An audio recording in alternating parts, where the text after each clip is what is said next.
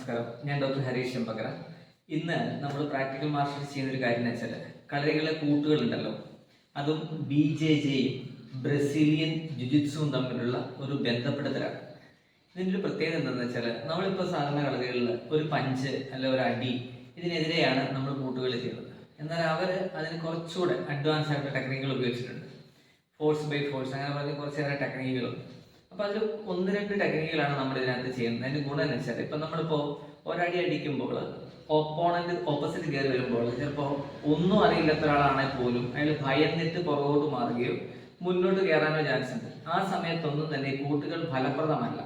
അപ്പോൾ അതിലേക്ക് കൊണ്ട് എത്തിക്കുന്ന കുറച്ച് മെത്തേഡുകളുണ്ട്. ആ മെത്തേഡുകളാണ് നമ്മളിന്ന് പരിചയപ്പെടുത്തുന്നത്. നേരെ വീഡിയോയിലേക്ക്.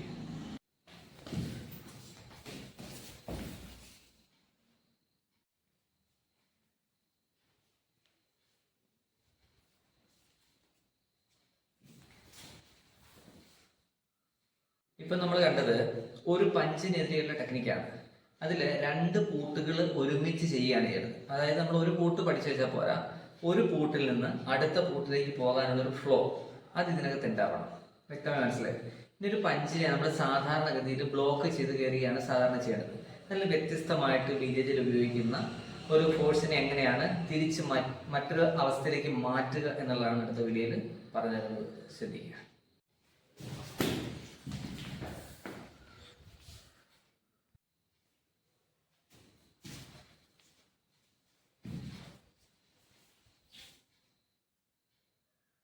ഒരു അറ്റാക്ക് വരുന്ന സമയത്ത് ആ അറ്റാക്കിനെതിരെ മറ്റൊരു അറ്റാക്കിലേക്ക് കൊണ്ടുപോയതിന് ശേഷം മെല്ലെ നമുക്ക് എങ്ങനെ ആളെ ലോക്ക് ചെയ്ത് കൺട്രോളിൽ കൊണ്ടുവരാം എന്നുള്ളതാണ് അടുത്തായിട്ട് ചെയ്യുന്നത്.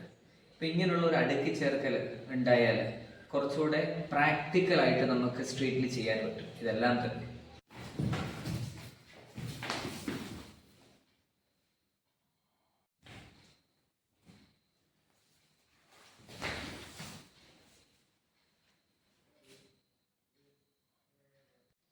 വളരെ സീരിയസ് ആയിട്ട് മാർഷൽ ആർട്സിനെ കാണുന്ന ഏതൊരാളും പ്രാക്ടീസ് ചെയ്യുന്ന ഒരു സംവിധാനമാണ് BJJ.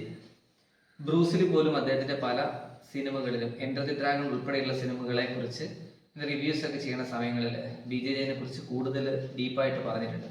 അപ്പം എന്തായാലും മറ്റുള്ള ആർട്ടുകളുമായിട്ട് കളരിപ്പയറ്റും താരതമ്യം ചെയ്ത് പഠിക്കുന്നത് കുറച്ചുകൂടെ നന്നായിരിക്കും. ഒരടിക്കെതിരെയുള്ള വർക്കുകളല്ലാതെ ഇങ്ങനെയുള്ള കുറച്ച് മൂവ്മെന്റ്സ് കൂടെ ചേർത്ത് കഴിഞ്ഞാൽ നമ്മുടെ കളരിപ്പയറ്റ് അന്തർദേശീയ നിലത്തിലേക്ക് എത്താനുള്ള സാധ്യതയുണ്ട്.